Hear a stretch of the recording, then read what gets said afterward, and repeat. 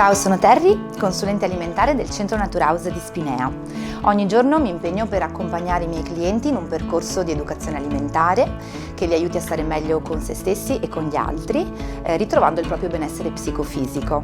E proprio perché mi interfaccio molto spesso con donne, mogli e mamme che hanno ovviamente come priorità la salute dei propri figli, mi sento di sostenere l'iniziativa di Fuori la Voce contro la violenza di genere e il bullismo nelle scuole, perché sento purtroppo che questi argomenti sono effettivamente molto presenti e reali.